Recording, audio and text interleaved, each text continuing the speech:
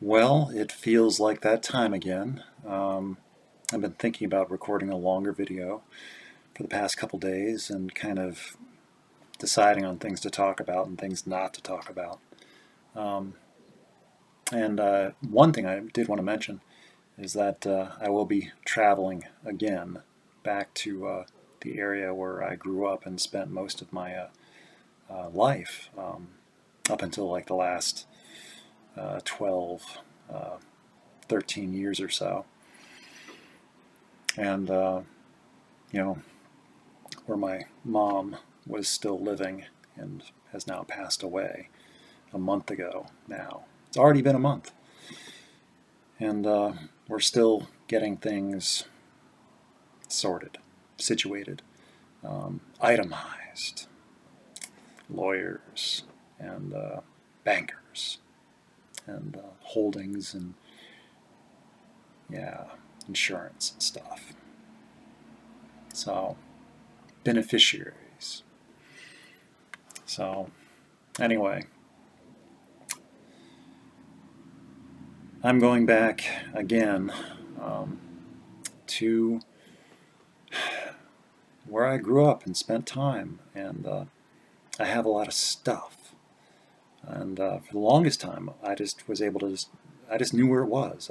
That's where my stuff is, um, and I didn't have to worry about it. It was just there, and unless something happened. And now that it's we're selling the house, we're selling the property, and it's no longer going to just be there. I need to decide um, what to keep and what to let go, and whether to sell it off or have it disposed of or recycled or whatever. I'm not sure. There's like furniture and housewares and all sorts of stuff, and then my personal belongings, and things like that. But I don't really have that much stuff, um, and I've already decided that I'm just gonna take my car and it's gonna clean it out a little bit and then go. And whatever I can fit in that car and bring back, that's what I keep. But I'm not hauling a trailer, and I'm not renting anything, and I'm not getting a storage unit. Um, Whatever can't fit in the car, it's been sitting there doing whatever it does for the longest time now, and I haven't really missed it. I liked knowing it was around, but I don't see myself uh, wanting it or needing it um, for the rest of my life, I suppose. Um, so I'll just document and record um, as much as what I feel I want to, and then, yeah, that'll just be the end of a lot of it. I'll never see it again. It's like what to keep. That's the question, the conundrum. And I won't know until I get there. And it'll just be the one trip. And no one can tell me what is worth keeping and what's not. It's just I'll be there by myself. And it's all up for grabs, and it's all mine if I want it. Um, and, it's like I had the choice of whether to keep the house or to let it go too.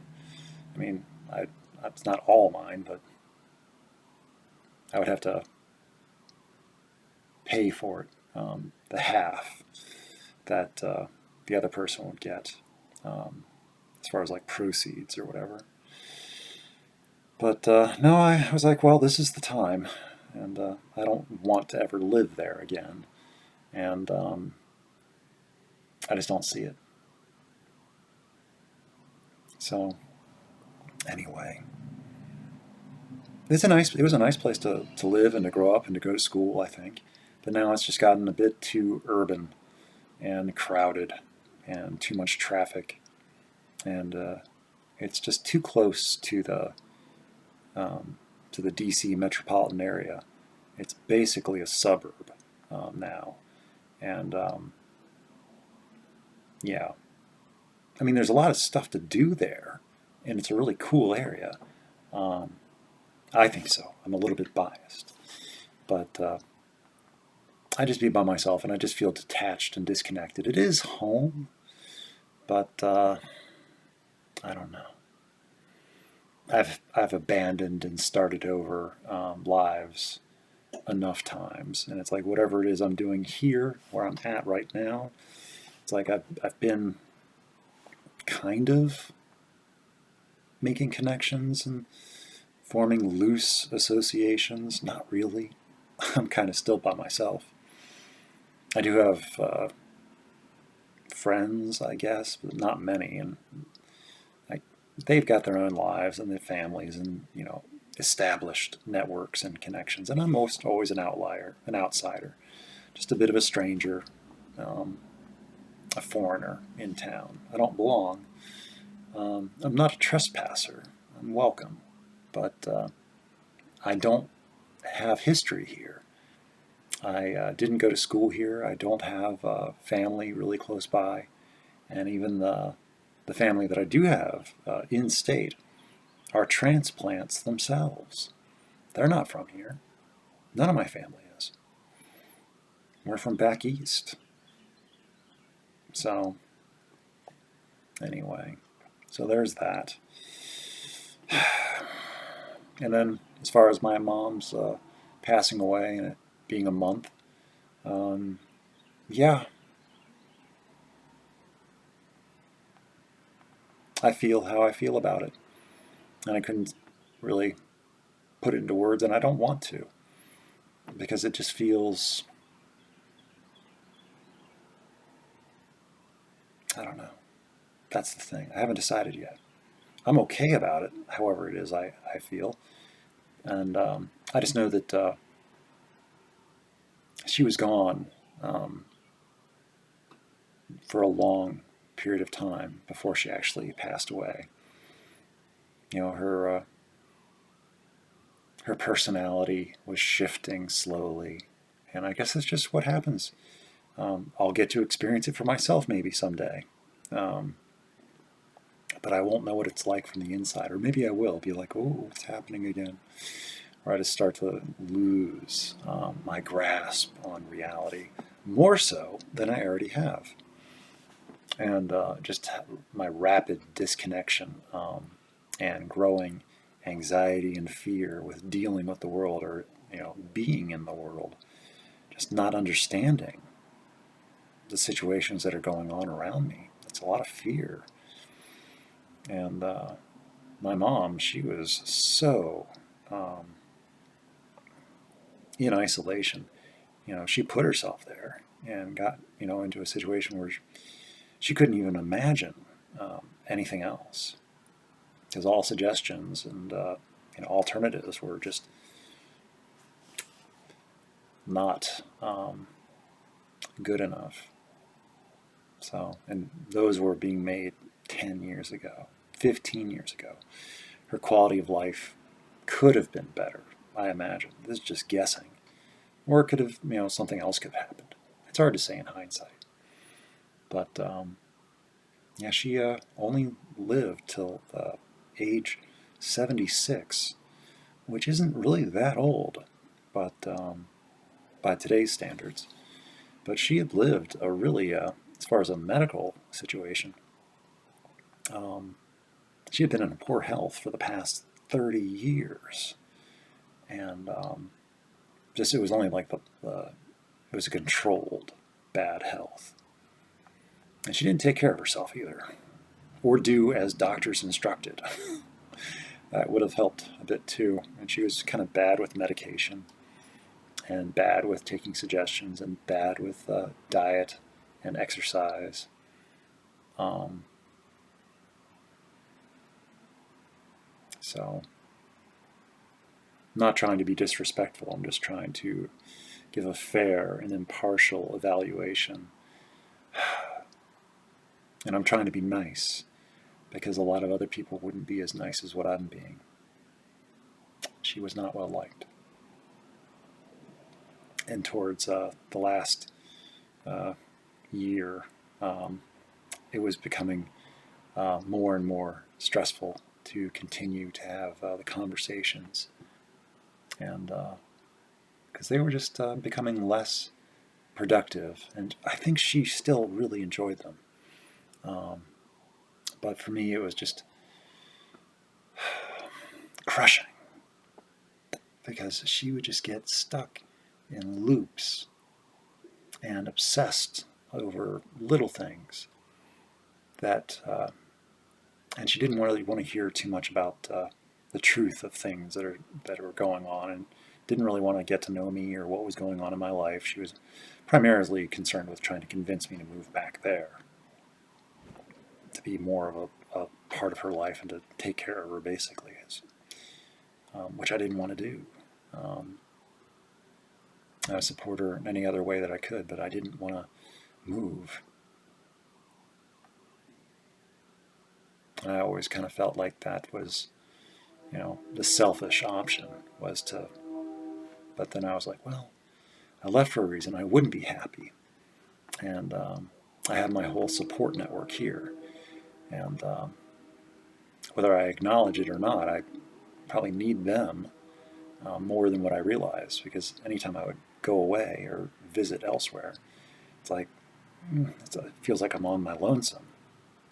And all of a sudden I don't have that established history, that safety net. I can find a new one, I can build a new one, but that's a train announcing itself as it crosses through town. So travel plans and collecting bits of my past for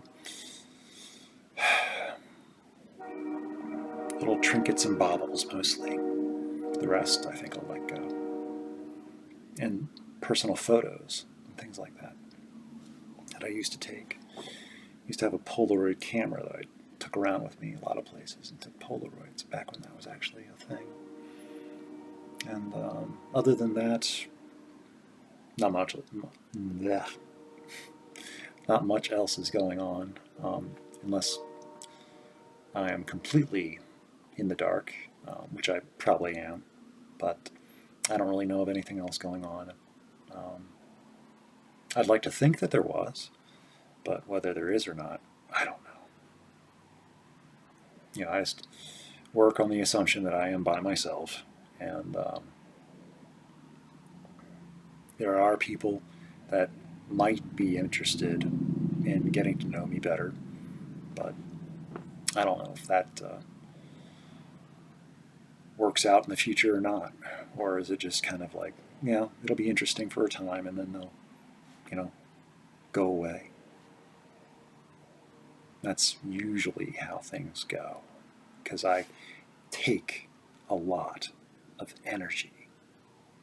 I can be exhausting and overwhelming, or be too needy or intense, or my expectations are too high, or I want too much time or want too much attention. So I guess people get tired of that level of attention, because I also focus on people too. And it's like people want my attention, but then they get my attention, then I focus on them, and then it's too much attention. And then I don't know, I tend to either get spooked myself by other people, or I spook them. But regardless, I end up being by myself anyway. So, by my choice, a lot of the time. It's like, what was I doing? Oh, right. And then I just kind of go back to whatever default behavior. And it's like, I forget what it was I was doing, and then just, like, whatever was seeming so important at the time is like, well, maybe it isn't so important. Why did I think it was so important? And I start to question things, and I have a series of questions I start to ask myself, and it's like,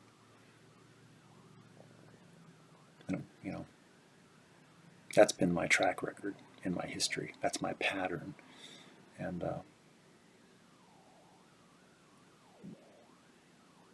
So, I'm not saying it's a good pattern. I'm not saying I like it, but that is how it is so far, until something changes. And it is the 29th of March, and only a couple days away from World Autism Awareness Day, or Appreciation Day. I think it's awareness.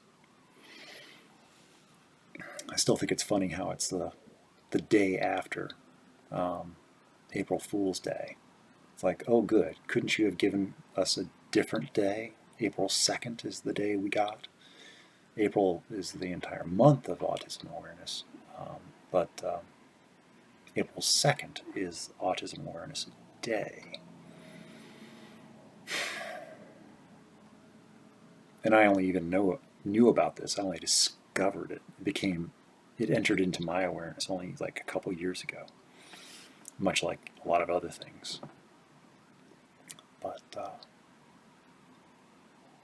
this past April 2nd of 2022 was when I started recording my mileage for my runs. And I don't know exactly where I came up with the idea, or the idea found me, but doing the whole 1,000-mile run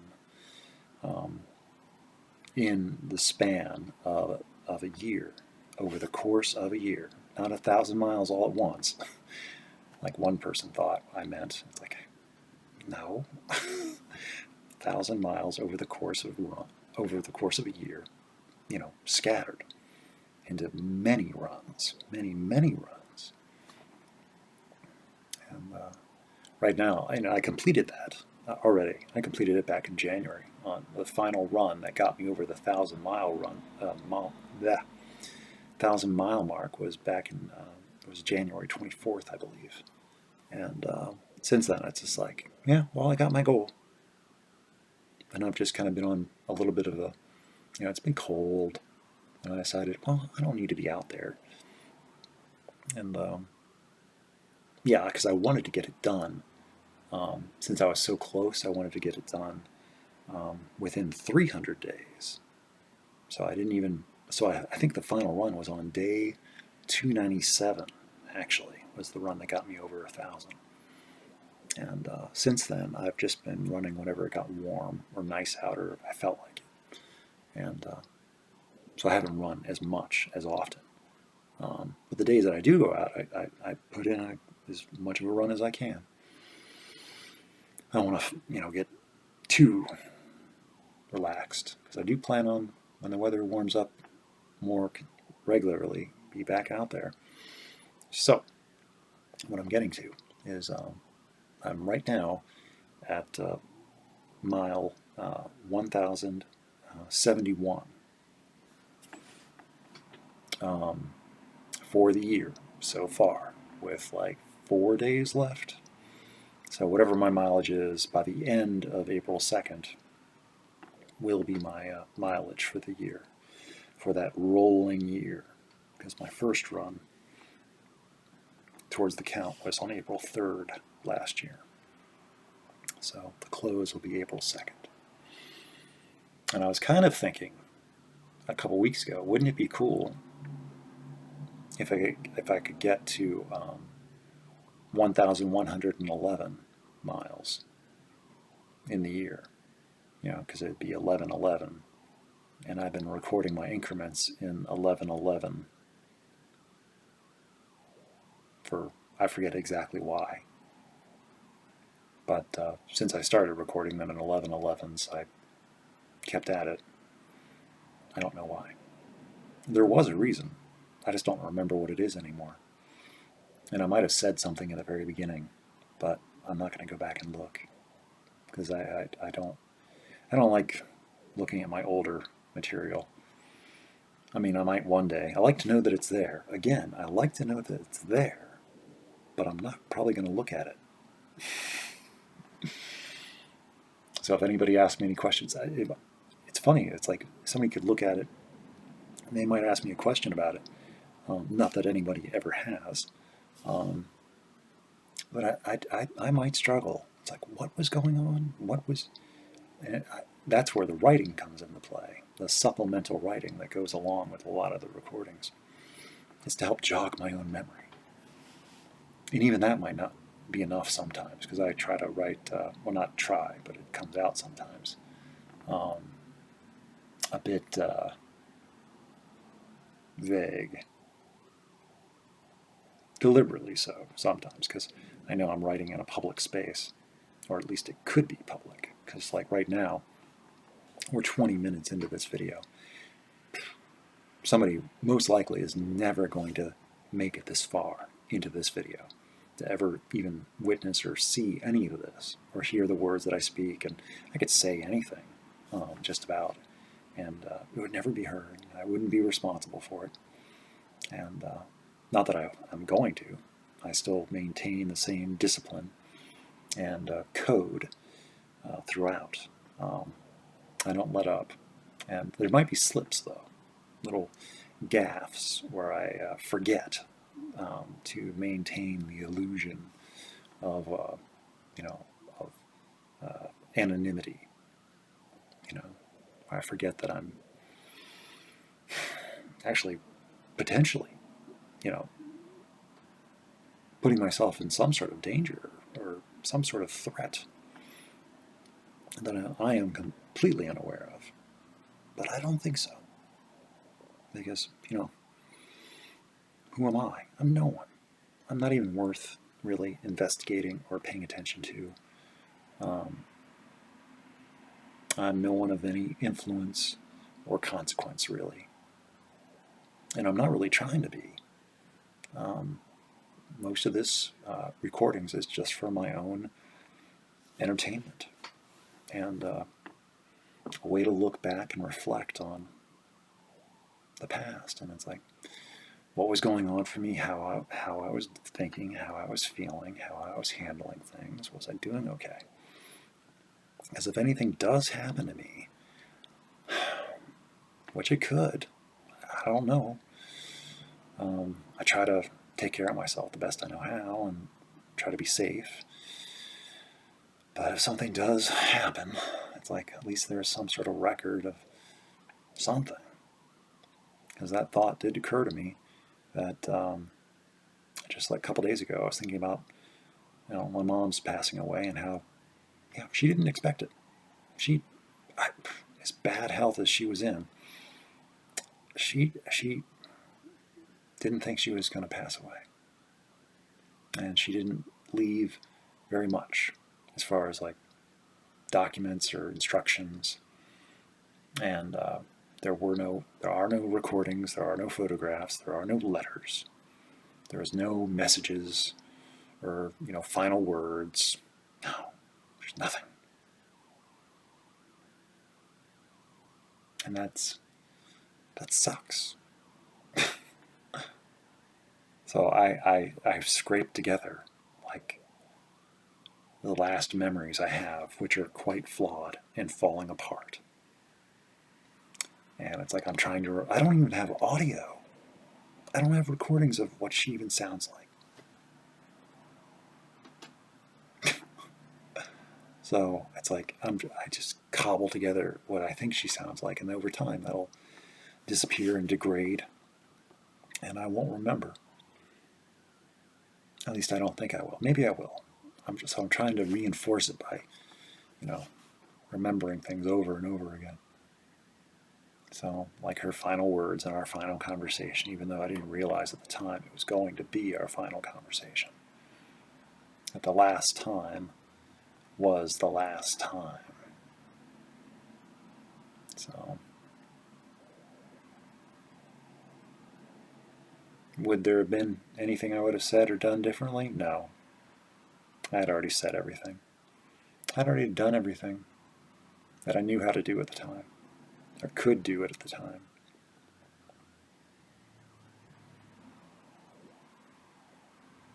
So,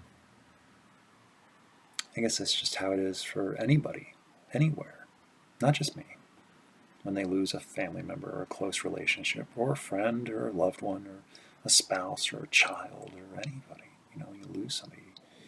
It's been a part of your life or you value and significance. And they're just gone. It's like back in 2016 when I was the one that was almost gone. It's like there would have been nothing left behind of me. Just questions. A whole lot of questions of how it got to be the way it got. And all the warning signs that didn't get noticed or picked up on or no one took action on. Not that I could really have blamed them, because I made it really difficult for anybody to, see. I kept my secret secret and kept everyone away. And no one really knew how bad things were. But that was then, and I don't have to live it again. I don't think I could. I haven't gotten any younger, and this body would not tolerate that kind of abuse again, because that's what it was, basically physical, emotional, spiritual abuse. And the mind was just done. And the body was falling apart. How the body is able to recuperate and rejuvenate after that sort of experience. It's impressive, I would say. Of course, I guess I was younger at the time and still able to heal. But I don't think I can heal like that again, and I don't want to. I already see evidence of things that used to heal pretty quick. It's like now, they don't heal so quick. They take a little bit more time. So I'm growing a little bit more careful. So I'm going to be in this body for a while, so I better take care of it. That's what I kind of figure. So I'm still not eating right, but I don't know. Exercising. So I quit, drinking, and I quit smoking, and now I'm running. I'm thinking about. It's like, I don't know if I can cut out or even reduce. It's difficult. Processed sugar. Oh my God. Because processed sugar is in like everything. Or just even like processed foods, And I don't know really how to, shop for myself or cook for myself and how much time I want to put into that. And it's like how much effort and significance, I like that word. I want to make that a part of my life. I don't know. How much time and attention. So I don't have to decide these things today. I have other things on my mind. And pretty soon I will have a little bit more flexibility. And who knows, maybe one of these days I'll actually move out of this apartment. Though it has been and provided me a sanctuary and refuge these past few years. So I actually will miss this place when I finally do leave. I hope I leave. I hope I don't stay here much longer. I really shouldn't. But the rent is so comfortable. I can comfortably afford it. That doesn't mean I should stay, though. Because there are other things that bother me. It's like I don't have to be bothered. And somebody else could use this opportunity more than I can. They can use it more than I. So it's like my time it's been valued and well spent here. But maybe my time here is coming to an end in this apartment. So anyway, keeping it to less than half an hour. So anyway, it's been fun. Until next time.